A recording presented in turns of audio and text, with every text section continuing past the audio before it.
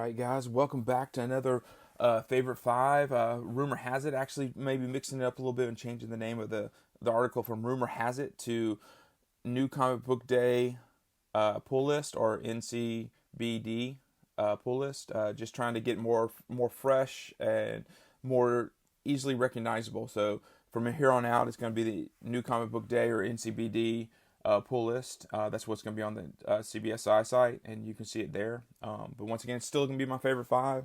These are not necessarily, as always, these are not necessarily books that are the most valuable books, but these are the books that I sort of like and that I'm hearing things about, and definitely.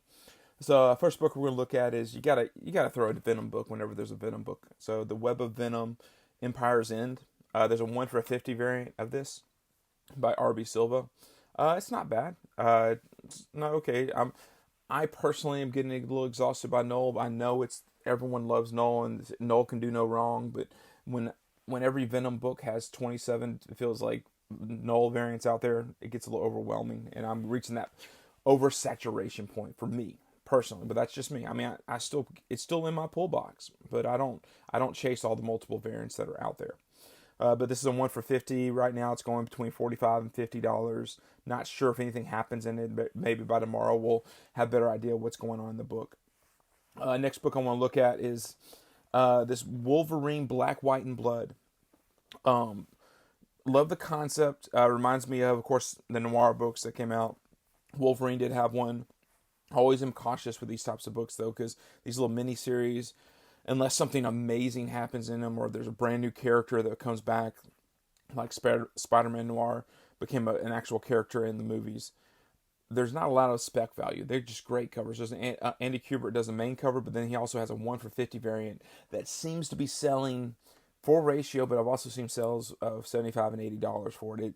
And the way you tell the difference between the regular cover and the 1 for 50, the 1 for 50 is a solid red cover with the same drawing on it. So it's sort of cool. It's sort of almost like a negative variant, but it's Kubert did the A cover, and now he's doing this 1 for 50, so it's pretty cool. There's also, I think, a 1 for 25 as well that you can chase, but I do like this 1 for 50 by Kubert. And just because he's, in my mind, he's one of the big artists that I associate with doing that long run on Wolverine.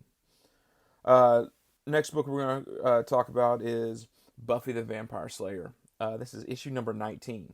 Why am I talking about Buffy the Vampire Slayer? Because Boom got Momoko to do a cover, and she did a color version that's just a B cover, and then she has a black and white version of this B cover. It's not a bad cover.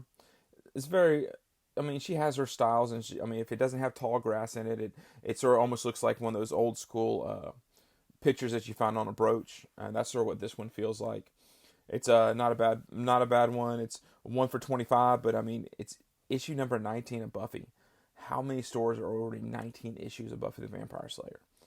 There's been some really good variants to come out of this run, but I mean, no one's ordering 20, 25 copies, so it'll be interesting to see if one even pops up. There's been a few times, I've looked online, and I've only seen one listed.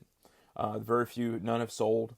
A lot of times I never see any listed, so keep an eye out for that. It's a black and white version of the color of Buffy the Vampire Slayer.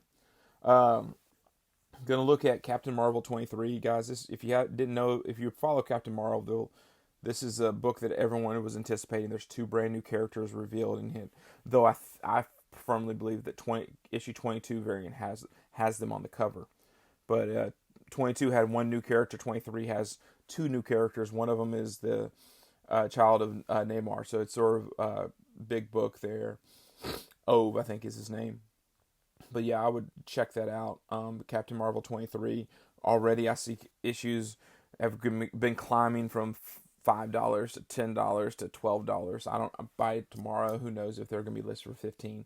Now they will eventually come down, but it might maintain a $10 double cover price. It might even hit $20 and stay at $20. So if you can get a couple of copies, then you might be able to flip one of them. So yeah, keep an eye out for that, Captain Marvel 23. And finally, the big book for the week is Crossover number 1.